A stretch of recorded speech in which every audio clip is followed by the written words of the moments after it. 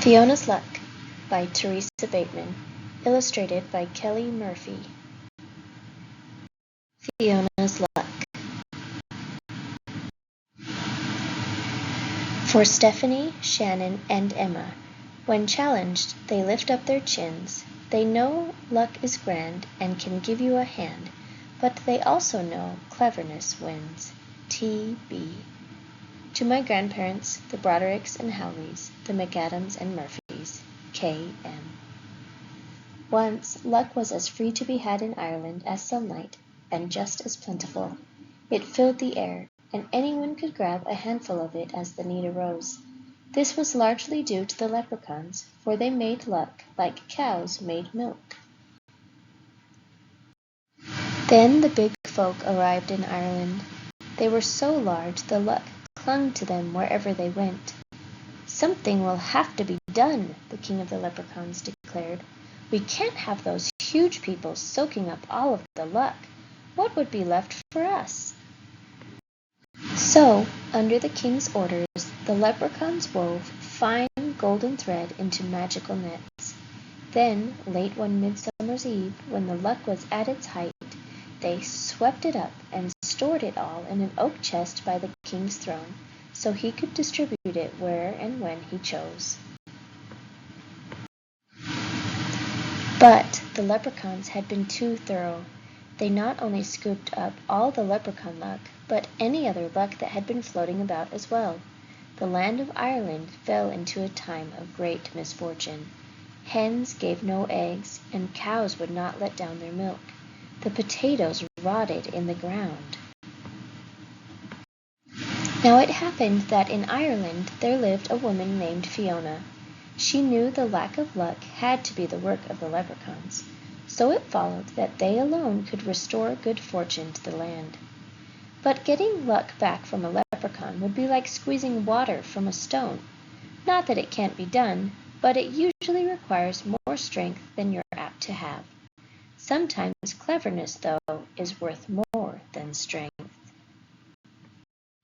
So Fiona took her last coins and used them to buy a cow and some chickens.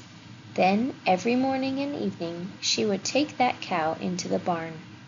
When she emerged, she would be carrying 2 buckets slopping over with whiteness.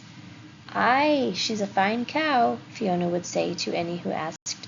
"It's lucky I am to have her." Soon the rumors began. While others were short on luck, Fiona had pails of it. Every morning Fiona would go into the chicken coop and emerge with her covered basket bulging with curves. "The hens seem contented," she commented to her neighbors.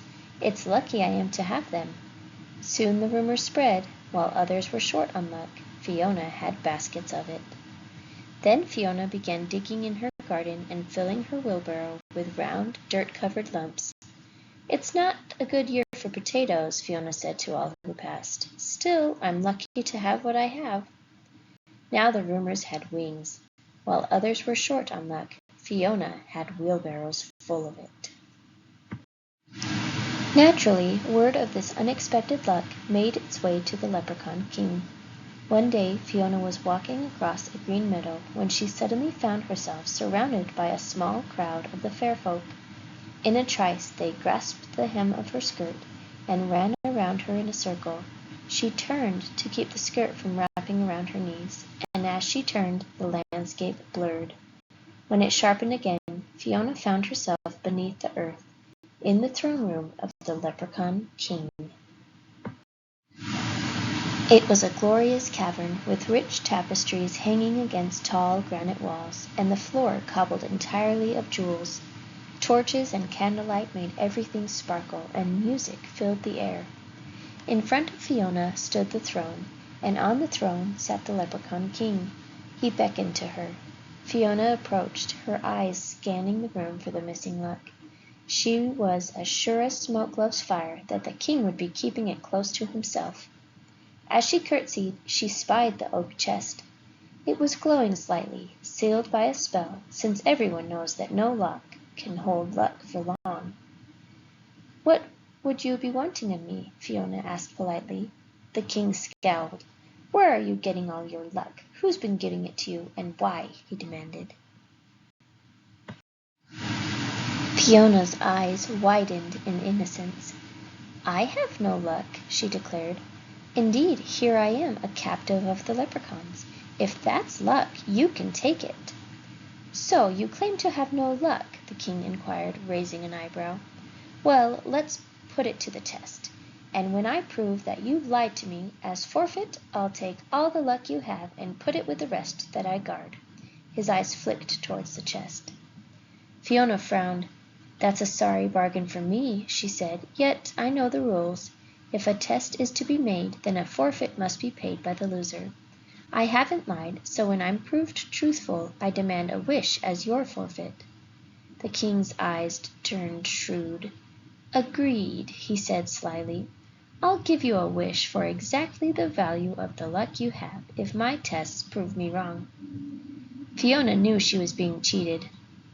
A woman with wit, though, can turn even a leprechaun's cleverness against himself.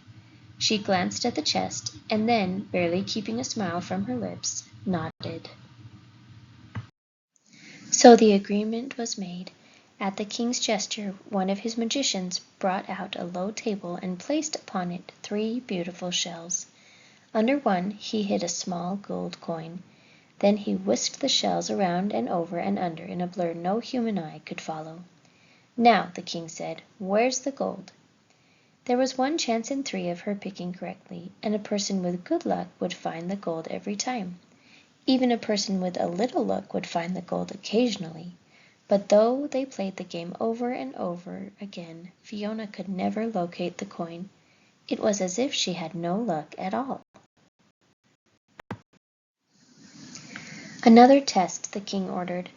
A leprechaun harp was brought forth. Now, leprechaun instruments make music by the luck of the player. A person with good luck would be able to play something just by stroking the strings. Even a person with just a hint of luck could probably finger out a simple melody. But in Fiona's hands the strings went out of tune, and no matter how she stroked and plucked, nothing but ear-bending noise resulted. The king shuddered and frowned. Could he have been mistaken?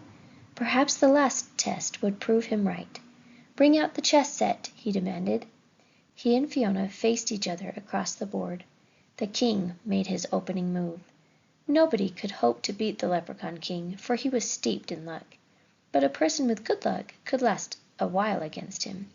Even a person with just a bit of luck had hopes of making a few good moves. Despite the king trying his hardest to lose, Fiona was beaten soundly within 2 minutes. The king eyed her in amazement. "You have no luck at all," he declared. "But what about the milk, and the eggs, and the potatoes?" Fiona sighed. "If I fill my milk bucket with whitewash, or my egg basket with pine cones, or my wheelbarrow with dirty rocks, surely that's my own business. I told you I had no luck, and I didn't lie. Now I'll take my wish and be on my way." The king nodded slowly. "Indeed, I did promise you a wish, but for exactly the value of the luck you actually had. You've proven to me that you have no luck at all, so that's all you can wish for. Nothing." He smiled at the cleverness of his reasoning, all well within the limits of leprechaun law. Then his smile wavered, for Fiona was smiling too. "So I can wish for nothing?" she asked. He nodded, puzzled. "Then I wish for a hole," Fiona continued. "A hole is nothing, after all, and that's exactly the value of my wish. I wish for a hole that will never go away, and I wish it to be in the lid of that chest." She pointed to the chest of luck by the king's throne. The power of a wish rightfully earned is not to be denied. A hole appeared in the chest, and luck began escaping immediately. The king howled with rage, but what could he do? He had made a bargain and was forced to keep it. With an angry wave of his hand, Fiona was whirled away. When she opened her eyes, she was back in the meadow, the sun just rising over the hills. If there was an extra sparkle to the sunshine, and the grass glowed greener than before, well, it was only to be expected. And that is why, from that day to this, you'll always find some luck roaming free around Ireland, for the whole is still in the chest, and the king must keep his promise. But as for Fiona, well, as she herself said, luck's all well and good, but myself, I'd rather depend on my wits.